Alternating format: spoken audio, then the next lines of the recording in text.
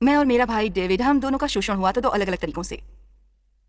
जो मेरे साथ हुआ वो बेशक कहीं ज़्यादा बदतर था उससे जो उसके साथ हुआ। मुख्यतः उसमें वो एक बहुत दयनीय और अफ़सोसजनक उदाहरण था मेरे पिता का। मेरे पिता शराबी थे और बहुत कमीने थे। वो सारा समय गालियाँ बकते और अश्लील चुटकुले सुनाते। वो एक मैकेनिक थे और बाहर-वहाँ अनेक गैराज में उन्होंने कई किस्म की औरतों की अश्लील तस्वीरें लगा रखी थीं और इस तरह मेरा भाई पला-बड़ा उस तरह की चीज़ें देखते हुए और मेरे पिता सोचते थे कि वो हास्यास्पद है जब मेरे भाई जो 14 साल का था शराब के नशे में धुत होकर उस तरह की बातें करता और वो कभी किसी फुटबॉल गेम में नहीं गया, कभी किसी स्कूल फंक्शन में नहीं गया, कभी कुछ नहीं किया। हम दोनों का शोषण हुआ था।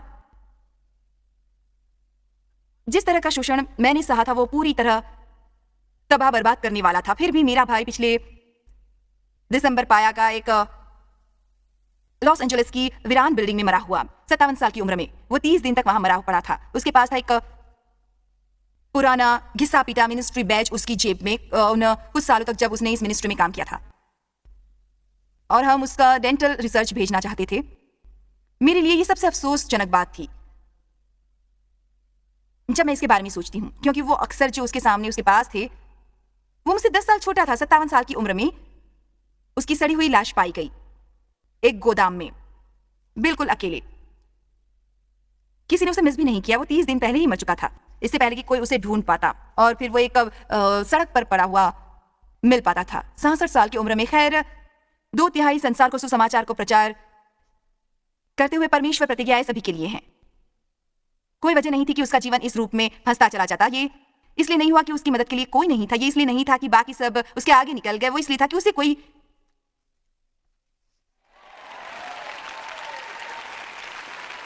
परवाह नहीं थी। अगर आपको चमत्कार चाहिए तो आपको उस धूल को झाड़ना होगा अपने ऊपर से और आप उसके ऊपर खड़े हो जाए और आप कहे मैं इस कबाड़ से बाहर निकल रहा हूं। यदि कोई आशीषित हो सकता है तो मैं होऊंगा। मेरा भाई बहुत गैर जिम्मेदार था। हम कुछ तस्वीरें यहां दिखाने वाले हैं। मैं चाहती हूं कि आप मेरे भाई को देखें। यह है वो जब वो करीब 3 साल का था और यह है वो जब 17 साल का था और वो मरीन्स में भर्ती हुआ।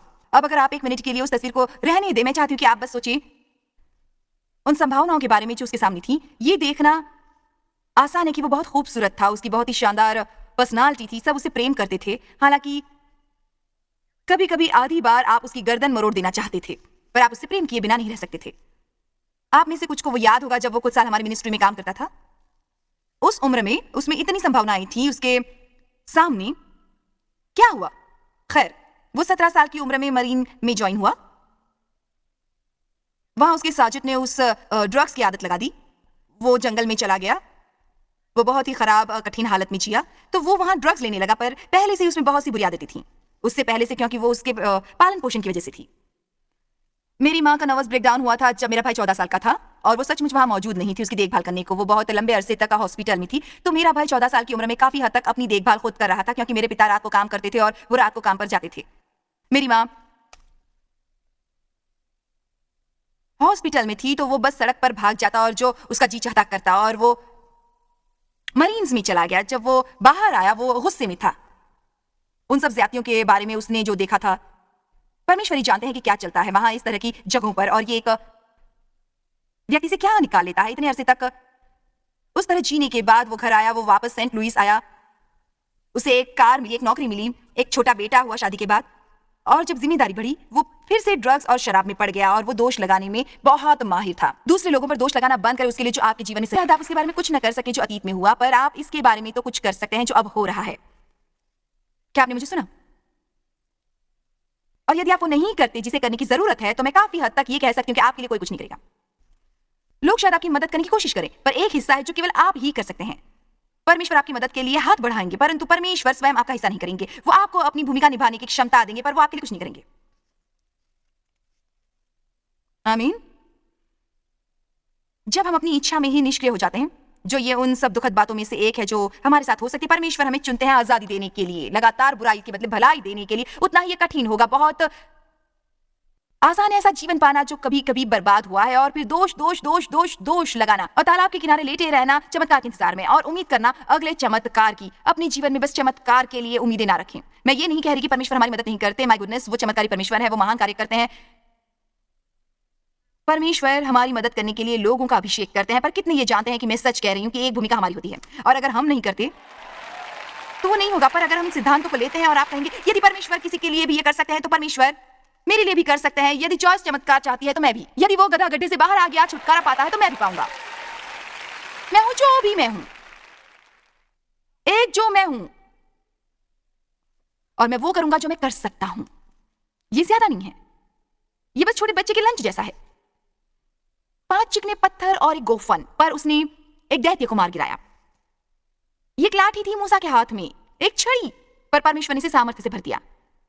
मूसा कहता रहा मैं नहीं कर सकता, मैं नहीं कर सकता, नहीं कर सकता, और परमेश्वर ने कहा तू कर सकता है। उन्होंने कहा इसे नीचे फेंक दे। उन्होंने उसे सामर्थ्य से भर दिया। परमेश्वर उसकी परवाह नहीं करते जो आपके पास नहीं है। वो चाहते हैं कि आप ये जान ले कि उसने आपके पास कुछ छोड़ा है।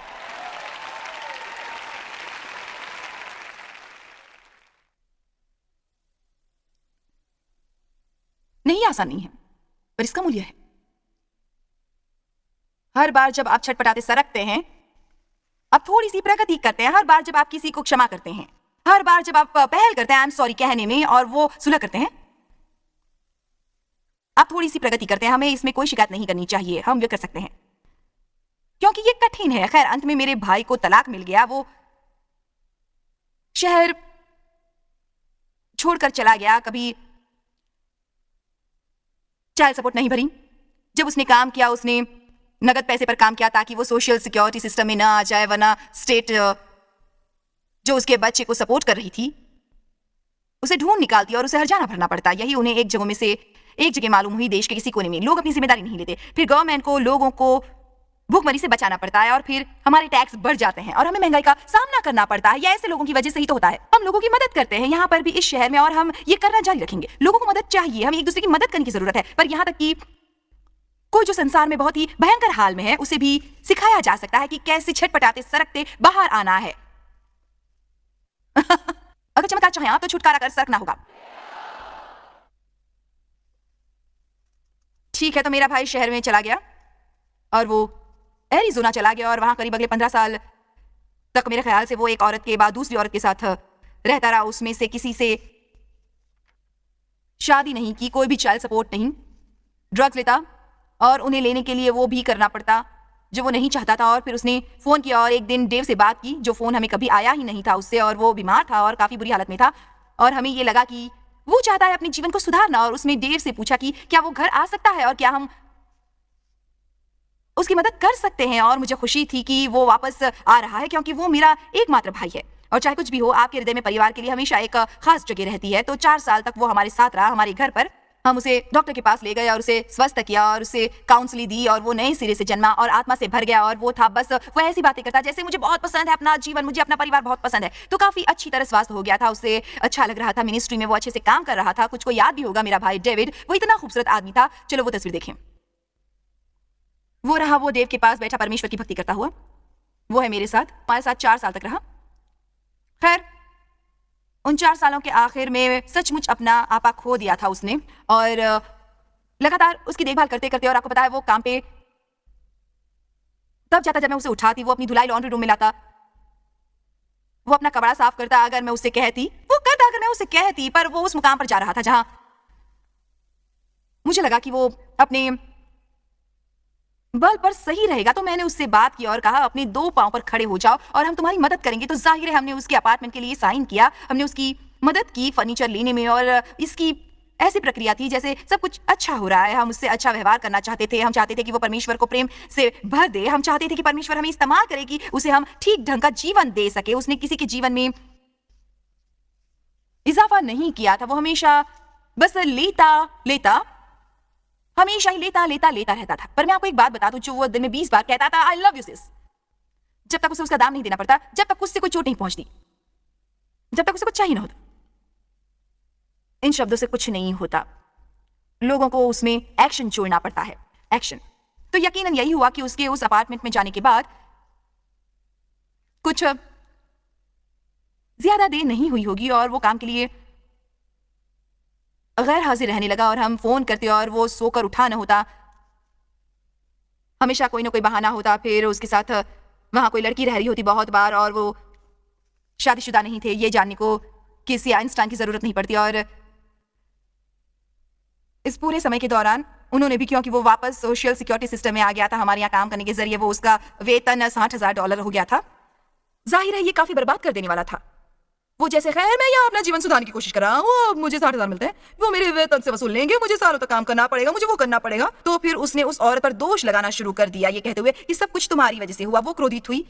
खैर वो एक वकील से मिला और उस वकील ने वो $60,000 कम करवा के $27,000 करवा दिए। मैं अभी भी समझ नहीं पा रही आप कैसे सौदेबाजी कर सकते हैं इस तरह की बातों में, पर आप कर सकते हैं। तो उसने इसे $27,000 तक करवा दिया। वो अभी भी क्रोधित था और नाराज था और ये नहीं करना चाहता था और उसने वो जाना नहीं, पर डेव और मैंने पहले से ही इस पर बात कर ली थी और हमने इसके बारे में प्रार्थना की थी और तय किया था कि यदि वो करीब 6 महीने तक अच्छे रवैये के साथ काम करता रहा, फिर उसके लिए हम इसका भुगतान कर देंगे। मैं सोचती हूँ पता नहीं कितनी बार परमेश्वर ने किसी के छुटकारे की योजना पहले से ही बना रखी होती है, पर वो उस थोड़ी देर के लिए देख रहे होते हैं कि क्या वो हिलेंगे डुलेंगे। उसे जो कहना चाहिए था वो था, पता है क्या, मुझे ये चुकाने की जरूरत है।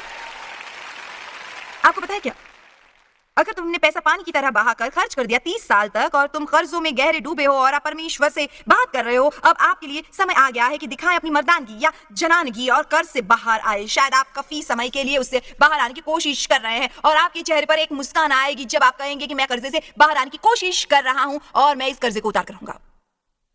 मैं जानती हूँ ये थोड़ा मुश्किल है। खैर फिर हमें उस मिनिस्ट्री से जाने देना पड़ेगा, क्योंकि जिस तरह वो जो रहा था, तो हमने उसे नीचे सेंट लुइस के ड्रीम सेंटर में भेज दिया। वहां वो एक प्रोग्राम कर रहा था और वो एक और बुरे सपने में था। तो फिर वो हमारे बूढ़े माता पिता के साथ रहने लगा, जिनकी मैं पहले से ही देखभाल कर रही थी। तो अब मेरे पास थे 2 80 साल के और एक 47 इयर्स का आदमी जो काम नहीं करता था। क्या ऐसा कोई करेगा?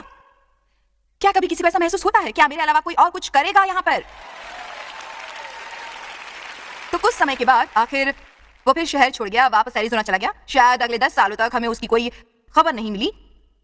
इस दौरान वो लड़की जिसके साथ वो रह रहा था, उसने मुझे फोन किए, मुझे काफी परेशान करती रही, क्योंकि मैं अपने भाई की मदद नहीं कर रही थी और यहाँ मैं खड़ी हूँ, मैं ये मशहूर टीवी प्रचारक हूँ और मैं दुनिया भर में सबकी मदद करती हूँ और मुझे अपने भाई की भी मदद करनी चाहिए। तुम्हें एक बैंक अकाउंट खोलना चाहिए और उसमें अपने भाई के लिए लगातार पैसे डालते रहने चाहिए ताकि मैं उसकी देखभाल कर सकूं, क्योंकि वो।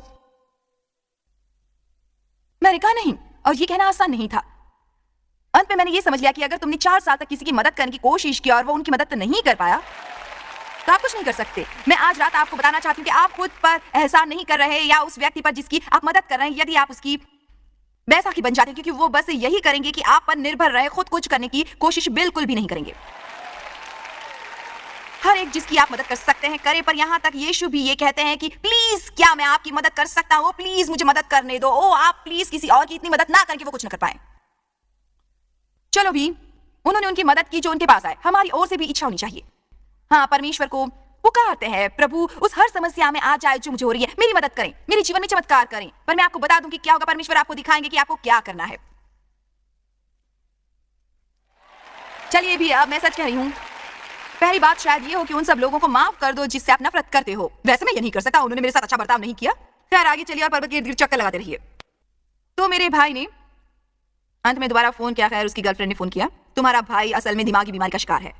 वो सोचता है कि उसके पूरे शरीर पर कीड़े रेंग रहे हैं। वो सोचता है बाहर लोग उसे पकड़ने को खड़े हैं। वो सचमुच किसी ट्रीटमेंट सेंटर में जाना चाहता है। क्या आप लोग प्लीज उसकी मदद करेंगे? मैंने कहा हाँ, अगर वो मदद चाहे तो हम उसकी मदद करेंगे, पर मैं बस उसे पैसा भेजने वाली नहीं हूँ।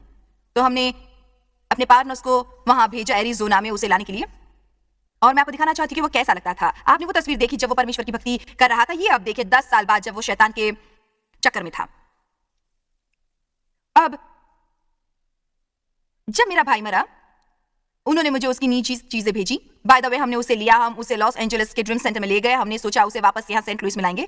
हम उसे लॉस एंजलिस के ड्रीम सेंटर में ले गए। वहाँ के लोगों से हमारी मित्रता है, हमने उसे वहाँ पर रखा। वो वहाँ काम भी कर रहा था और उन्होंने मुझे साफ साफ कह दिया था अगर उसमें सुधरने की इच्छा है तो वो यहाँ रह सकता है, पर वो यहाँ नौकरी भी कर सकता है। तो वो वहाँ था कुछ 30 दिन। वो ड्रग से छुटकारा पा गया, धूम्रपान बंद कर दिया, शराब छूट गई, वो स्वच्छ हो गया। उसे प्लम्बिंग का काम करना आता था तो उन्होंने उसे प्लम्बिंग के काम पर लगा दिया वहां उस सेंटर में। और 30 दिन के बाद वो बस तैयार हो रहे थे उसे कुछ खर्च का पैसा देने के लिए, उस थोड़े से टाइम में मिलने वाला वो पैसा। और 30 दिन के बाद वो उस आजादी के पास गया जो वहां मेंस प्रोग्राम का नेतृत्व करता है, और उसने कहा तुम्हें पता है क्या, तुम लोग बढ़िया हो और मैं सचमुच उसके लिए आभारी हूं जो तुम लोगों ने मेरे लिए किया है। पर मैं चाहूंगा कि आप मुझे बस वीए सेंटर ले चलें। खैर, तो तुम्हारे लिए क्या है? कोई मेरे लिए ये कर दे, कोई मेरे लिए ये कर दे, हिलने डुलने को। अब जब उन्होंने भेजी मेरे भाई की निजी चीजें, मैं सचमुच समझ नहीं पाई थी कि इसका मुझ पर क्या प्रभाव होगा। और मैं आज इस पूरे संदेश का प्रचार कर रही हूं क्योंकि आप में से बहुतों का फैसला करना है। आप में से बहुत, जो कई गुना है, उम्मीद है लाखों में है, जो टीवी देख रहे हैं, आपको अपने जीवन के फैसले करने पड़ेंगे। आप खुद के लिए अफसोस कर सकते हैं उन सब खराब बातों के लिए जो आपके साथ हुई हैं। आप अगर चाहते हो वैसा कर सकते हैं। शायद ये समझा भी जा सके। मुझे याद है मेरी परमेश्वर से थोड़ी बहस हुई थी एक बार, और उन्होंने मुझसे कहा था कि मैं खुद पर अफसोस करना छोड़ दूं। और मैंने कहा, आप जानते हैं, जब मैं बड़ी हो रही थी तो मेरे साथ कुत्तों जैसा व्यवहार किया गया। तो शायद आपके पास खुद पर अफसोस करने की अच्छी वजह हो, पर सचमुच आपको कोई हक नहीं है ऐसा करने का। तब नहीं जब परमेश्वर तैयार है। तब एक पवित्र परमेश्वर आएंगे, पर आपको हिलना डुलना होगा। मुझे पता नहीं था कि इसका मुझ पर क्या असर होगा जब उन्होंने मुझे मेरे भाई की निजी चीजें दी, पर मुझे गंभीर संदेश मिला जब उन्होंने ये मुझे भेजी, क्योंकि ये रही वो। यह है जो बचा है मेरे पास मेरे भाई की जिंदगी का। मेरी निजी चीजें इस मुकाम पर सहेजी गई हैं 218,000 स्क्वायर फीट की जगह में। तकरीबन 1000 शिक्षाएं, 90 किताबें, दुनिया भर में 14 ऑफिस। मैं बढ़ाई नहीं कर रही। ये ऐसा नहीं है कि मैं कोशिश कर रही हूं अनुरूपता दिखाने की। हम दोनों मूल रूप से एक ही घर से आए थे, हमें एक ही खून था। मेरे साथ उससे भी बदतर व्यवहार हुआ था। वो मर गया अपने ही गलत चुनाव के कारण एक वीरान बिल्डिंग में 57 साल की उम्र में। ऐसा लगता हुआ जैसे कि 75 साल का हो, जबकि वो हमारे साथ काम कर रहा था। दुनिया भर में घूमता था, करोड़ों लोगों को मिलता था। परमेश्वर ने उसका इस्तेमाल किया होता। वो बढ़िया आदमी था, और यही बाकी बचा है उसका, जो आज रात मेरे हाथ में है। यहां मैं आज यहां हर व्यक्ति को बुला रही हूं एक फैसला करने को। आपका क्या रह जाएगा? क्या यह संदेश आपको जोरदार तरीके से मिल रहा है? बहुत अफसोस है। मेरा मतलब ये बहुत अफसोसनाक है। वो संभावना जब आप देखते हैं एक 17 साल के लड़के में जो मरीन्स में गया था, वो पोटेंशियल जो उसमें था, और ये है वो, ये गंदी घड़ी, एक टूटा फूटा चश्मा, एक बंडल बिजनेस कार्ड का। उसके पास ये एक बैच था जब उसने हमारे मिनिस्ट्री में काम किया था। कुछ चीजें उसके जीवन की जिस पर उसे गर्व था, बस वही था उसके पास। वो अभी भी अपनी आईडी बैच रखे हुए था इस मिनिस्ट्री का, और वहां 10 साल से जा चुका था। मुझे यकीन है कभी कभी समय आया होगा जब उसने उसे बाहर निकाला होगा और सोचा होगा, काश मैंने ये किया होता, काश मैंने वो किया होता। अंत मत कीजिए अपने जीवन के अंत में आकर अफसोस से।